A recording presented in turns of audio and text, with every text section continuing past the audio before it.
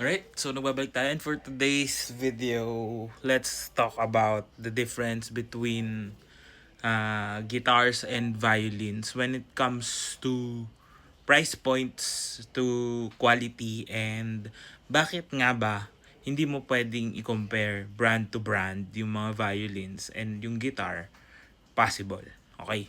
Kasi may nagtanong, I think, a few days or a few weeks ago about yun nga, bakit yung guitar daw ah ganitong brand, ganito, bakit sa violin walang masyado mga brands. Then kanina, I think may nagtanong din ba ng gusto niya ng quality violin kasi nga daw meticuloso sila sa guitars and all.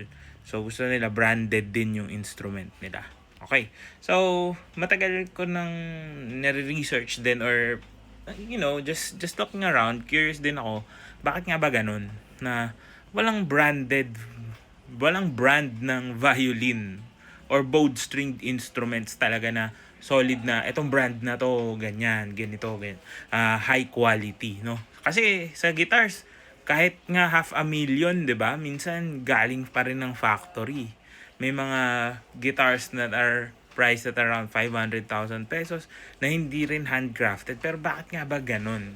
Okay, so and upon doing a little bit of digging, no, na mas naintindihan ko na siya, no. So there was also a study na tinignan nila yung guitars, and most of the time kasi akala natin sa guitar yung buong body importante, pero actually 80% of the sound of a guitar comes from the top plate lang or yung pinaka front lang ng guitar. So kahit may mga research or may mga videos available online, check nyo na lang, na nagtesting sila gumawa ng guitar na walang likod and tumunog pa rin siya ng maayos, no? So basically the mechanism that makes a guitar work is totally different from what a violin needs. Okay, another thing is a guitar kasi most of its parts are flat. So, madali siyang i-mass produce, madali siyang i-manufacture kasi flat lang yung top and back plates niya. No? The sides naman kasi is thin strips of wood lang naman yon na kinakabit, no? So, it doesn't really account for that much when it comes to the quality. So, basically, ang guitar kasi is mas madali siyang i-manufacture because yun nga, ginagamitan din talaga siya ng machines, 'di ba? Like for example, yung neck nilalagyan ng mga struts, 'di ba? Tapos yung pegs niya geared. So basically, you can replicate and create the same instrument over and over.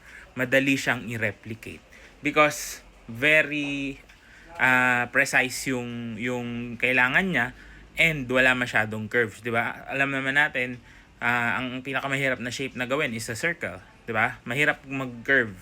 So, yung straight line madali siyang gawin using a machine. No, sa violin kasi, basically the top, back, and sides all have almost may weight siya when it comes to the sound quality.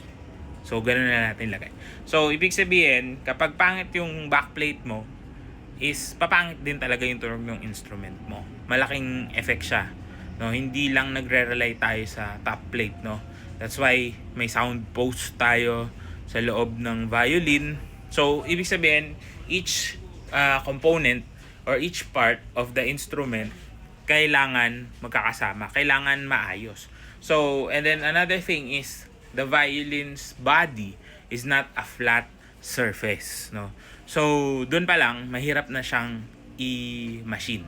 Kasi yung curve niya nakadepende 'yon doon sa type ng body na gagawin mo. May mga violins na malaki yung pagka-curve, 'di ba? May mga violins na subtle lang and mas manipis yung wood na ginagamit.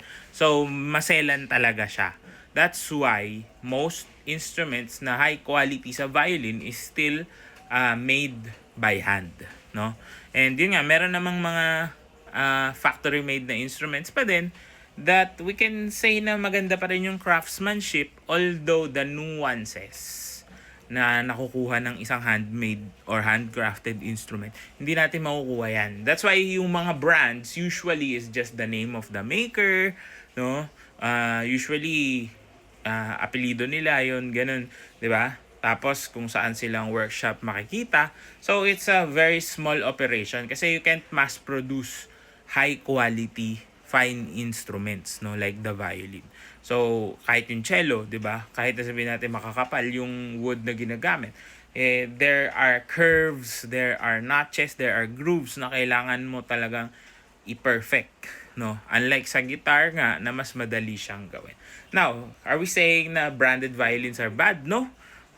Hindi naman, no? Pero branded doesn't mean high quality. Yun lang yung masasabi natin doon. Kasi usually yung mga guitar brand tapos may violin din silang division.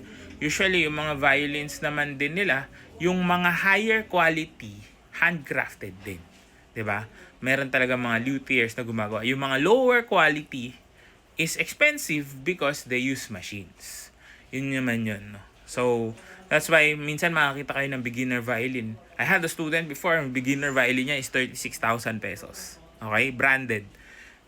Ang ganda ng case, ang ganda ng pagkakagawa, although the wood na ginamit is basically plywood. Pero, yung pagkaka-craftsmanship niya, maayos na maayos. So, it's not impossible to have good quality instruments na coming from a brand. Of course, a reputable one. Pero, you can get almost at the same price a handcrafted instrument na ginawa talaga ng tao na meticulously inayos at the same price or even lower. So, bakit ka pa magsasettle for a machine-made instrument? Kasi dadating na tayo doon sa intrinsic value sa'yo, resale value for example, kasi hindi na mag-evolve yung sound ng mga machine-treated na yon, na instrument na yon. Kasi very sensitive, no? Mas delicate talaga na instrument ang violin kasi may mga moving parts sa loob, no? So sa mga hindi nakakaalam, compared sa guitar. No, we're not saying na hindi naman din okay yung mga handcrafted na guitars, no? But what we're saying is kaya may mga branded na trusted ka sa guitars na pwedeng doon ka lang unang bumili and you get the same quality. Ngayon sa handcrafted na instruments like the violin, viola or the cello, hindi ganon yung labanan. That's why sabi ko nga, napaka-brand conscious nating mga Pilipino and I don't think for the violin, it works that way. So, the best option when you're buying an instrument is number 1, to test it out. And number 2, to find out saan siya na-source, saan siya ginawa, sino ang gumawa. Those are the things that matter most rather than anong brand ito. So, sana nakatulong to. If you did, comment down below. And I'll try to answer some of your questions. And I'll see you in the next one. Good luck sa inyo.